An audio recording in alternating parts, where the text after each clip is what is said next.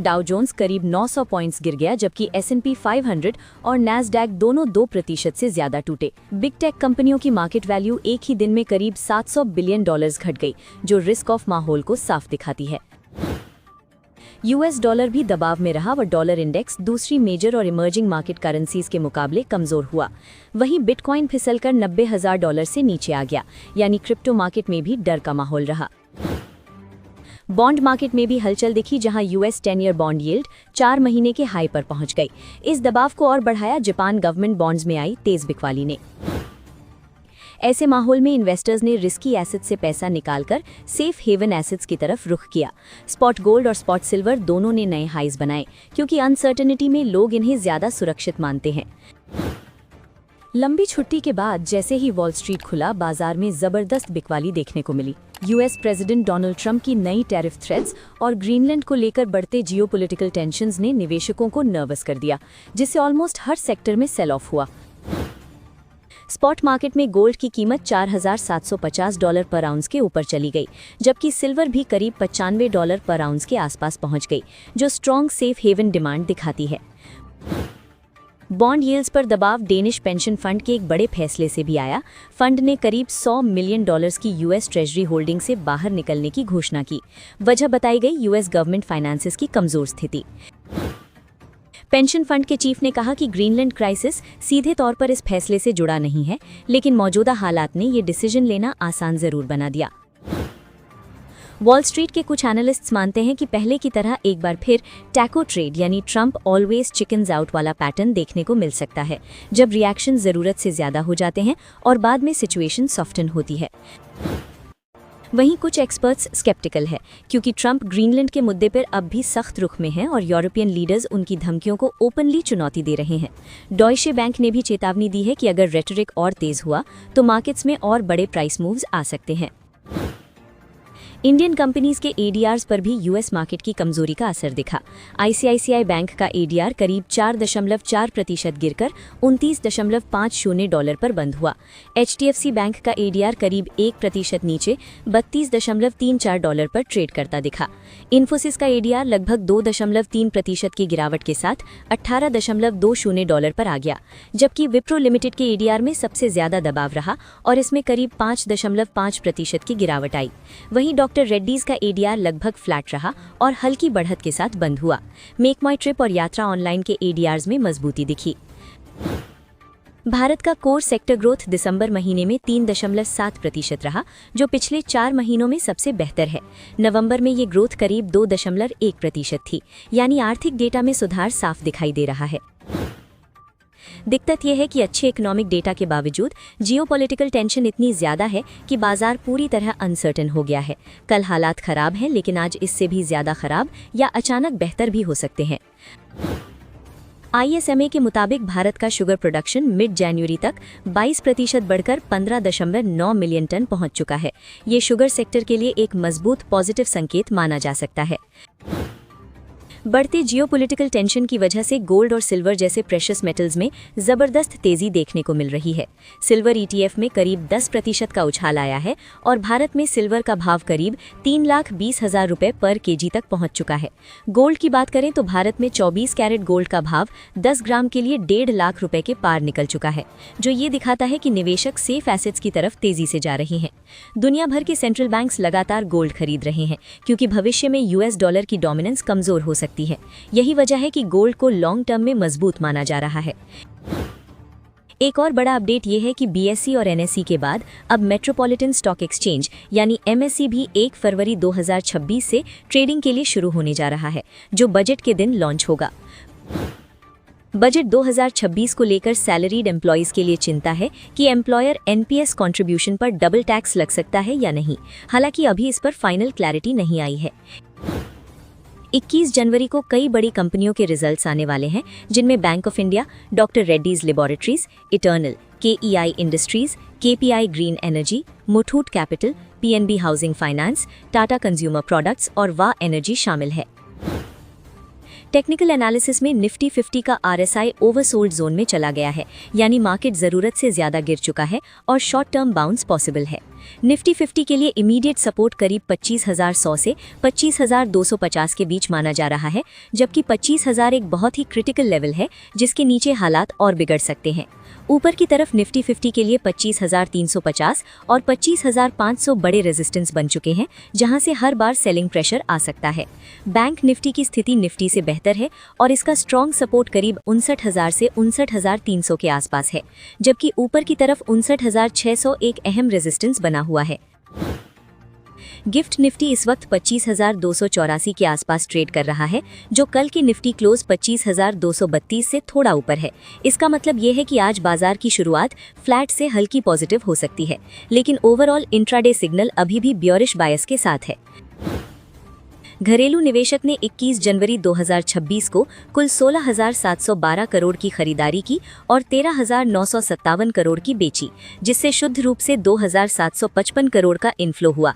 ये दिखाता है कि डोमेस्टिक इन्वेस्टर्स ने बाजार गिरने के बावजूद भरोसा बनाए रखा।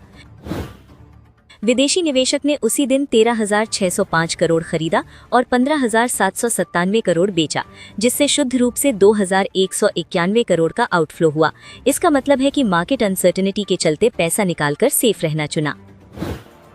अब बात करते हैं उन स्टॉक्स की जिन पर कल बाजार बंद होने के बाद बड़ी अपडेट्स निकल कर आई थी, जिनका असर आज शेयर बाजार में इनके स्टॉक्स पर देखने को मिल सकता है। इसलिए निवेशकों को इन सभी स्टॉक्स पर नजर बनाए रखनी चाहिए।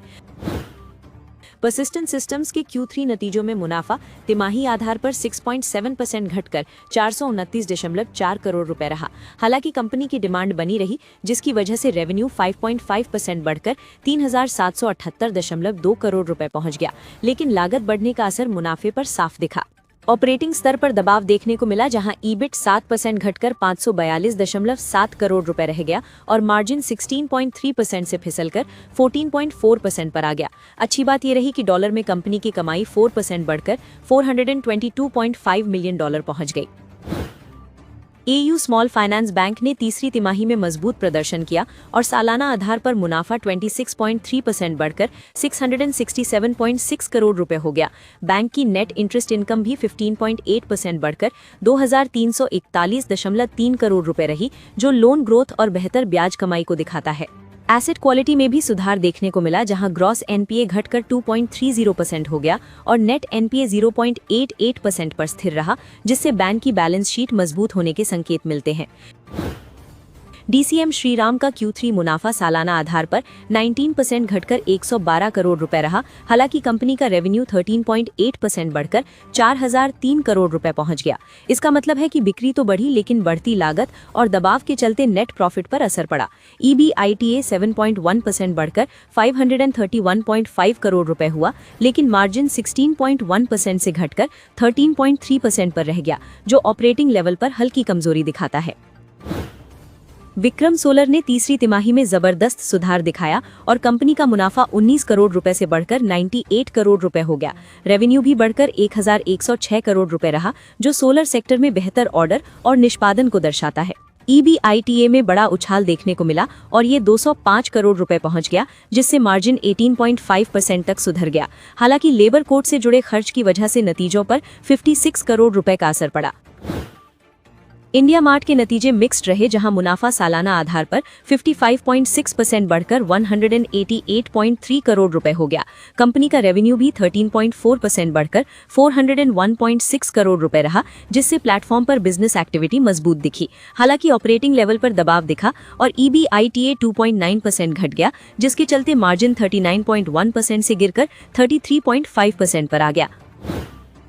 साइंट DLM का मुनाफा सालाना आधार पर हल्का बढ़कर 11.2 करोड़ रुपए रहा, लेकिन कंपनी की आय में तेज गिरावट देखने को मिली। रेवेन्यू 31.7% घटकर 303.3 करोड़ रुपए पर आ गया, जो ऑर्डर फ्लो में कमजोरी का संकेत देता है।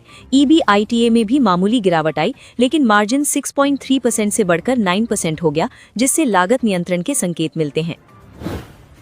जम्मू एंड कश्मीर बैंक ने Q3 में 10.7% की मुनाफा बढ़त के साथ 588 करोड़ रुपए का शुद्ध लाभ दर्ज किया। हालांकि नेट इंटरेस्ट इनकम में हल्की गिरावट रही और ये 1489 करोड़ रुपए पर आ गई। बैंक के लिए सबसे सकारात्मक बात एसेट क्वालिटी रही, जहां ग्रॉस एनपीए घटकर 3% और नेट एनपीए घटकर 0.68% हो गया, जिससे रिकवरी और कंट्रोल बेहतर दिखा। क्रेडिट एक्सिस ग्रामीण ने इस तिमाही में जबरदस्त टर्न अराउंड दिखाया और 252 करोड़ रुपए का मुनाफा दर्ज किया, जबकि पिछले साल इसी तिमाही में कंपनी घाटे में थी। नेट इंटरेस्ट इनकम भी 13% बढ़कर 976 करोड़ रुपए हो गई, जो माइक्रो फाइनेंस बिजनेस में रिकवरी और स्थिरता का संकेत देती है। सुप्रीम पेट्रोकेम के नतीजे कमजोर रहे, जहां मुनाफा सालाना आधार पर 80% घटकर सिर्फ 30.6 करोड़ रुपए रह गया। कंपनी की आय में भी भारी गिरावट आई और रेवेन्यू 66% घटकर 1280 करोड़ रुपए रहा। EBITA और मार्जिन दोनों पर दबाव रहा। साथ ही लेबर कोड के चलते 70 करोड़ रुपए का असर पड़ा, जिसकी वजह से स्टॉक में करीब 5% की गिरावट देखने को मिली।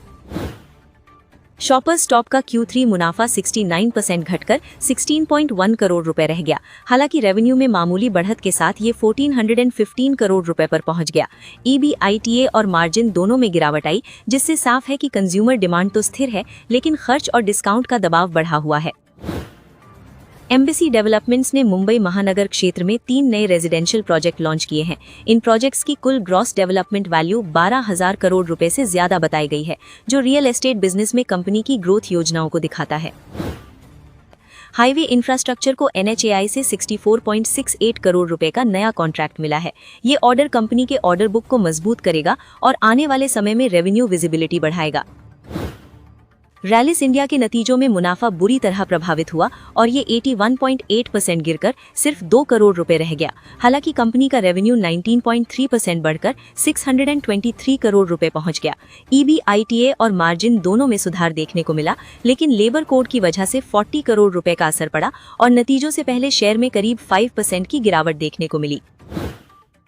JSW एनर्जी की subsidiary JSW thermal energy 2 limited ने West Bengal state electricity distribution company limited के साथ 1600 मेगावाट के थर्मल पावर प्रोजेक्ट के लिए पावर परचेज अग्रीमेंट साइन किया है। ये प्रोजेक्ट पश्चिम बंगाल के सल्बोनी में लगाया जाएगा और घरेलू कोयले पर आधारित होगा, जिसे शक्ति पॉलिसी के तहत लिंक किया